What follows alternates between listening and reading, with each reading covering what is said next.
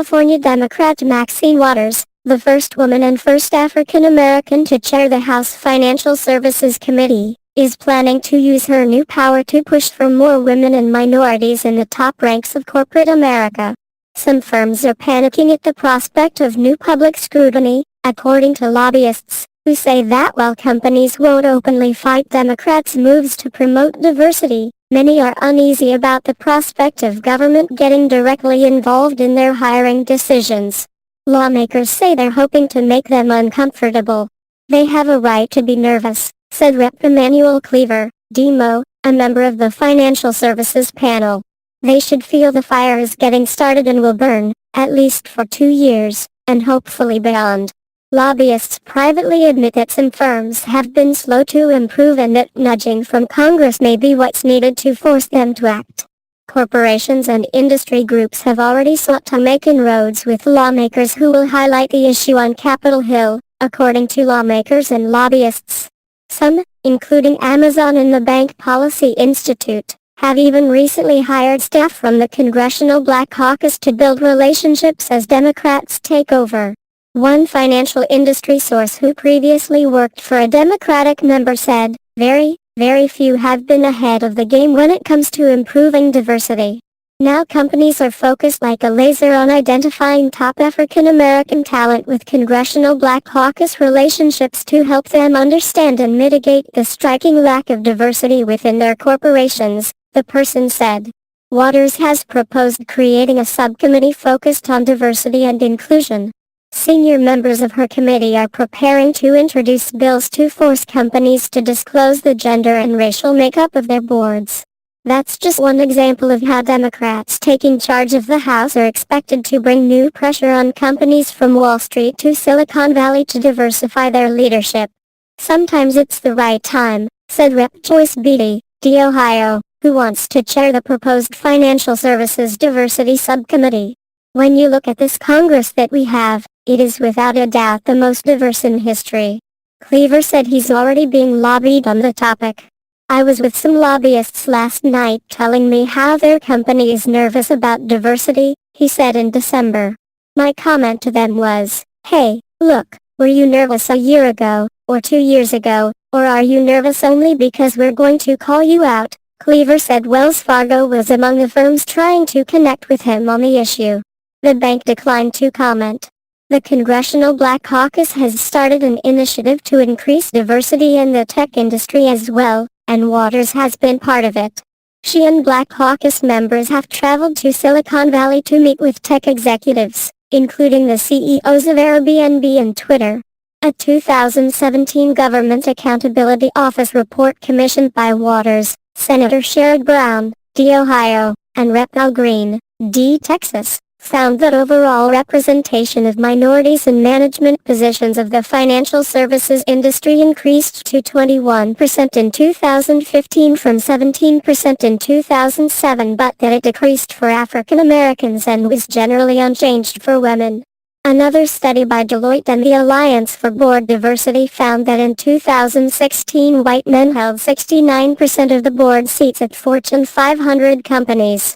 White women held 16%, minority men held 11% and minority women 4%.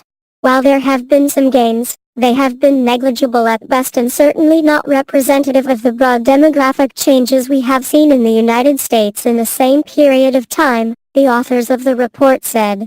Waters has said promoting diversity in financial services is one of the top priorities on her consumer-focused agenda. She has also warned that financial regulatory agencies are also seriously challenged when it comes to the issue. Having a subcommittee that's dedicated to making sure that financial services is representative of the United States is really important, said Rowan El-Halabi of the Green Lining Institute, a California-based advocacy group focused on racial and economic justice.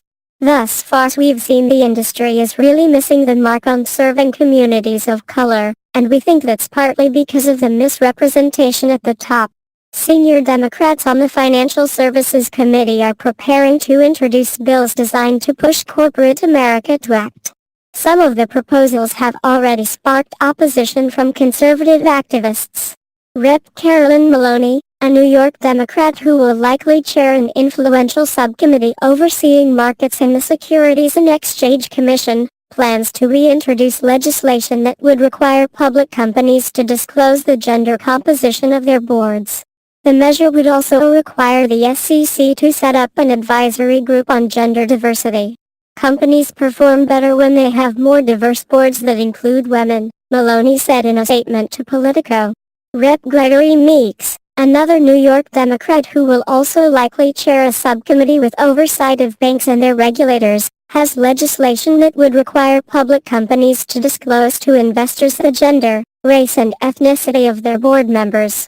It's a concept that's been backed by the managers of several public investment funds, who have argued that SEC disclosure requirements have failed to produce enough information needed to determine the racial and ethnic diversity of boards.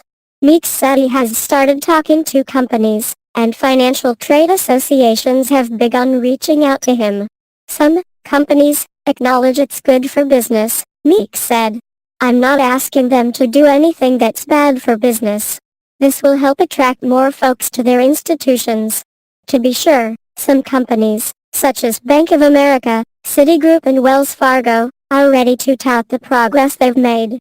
Bank of America's 16-member board includes 5 women and 3 people of color. Wells Fargo's board chair is Betsy Duke, a former Federal Reserve official. Citigroup this year announced targets to increase representation of women and African Americans in management roles. Paul Thornell, a senior lobbyist at Citigroup, said he expected from Congress a mostly friendly and polite, but sometimes a little tough nudge at industry and government to accelerate diversity efforts. We need to look at it as an opportunity to thoughtfully and credibly engage rather than running away from it, he said. The U.S. Chamber of Commerce says it is open to some of the legislative proposals.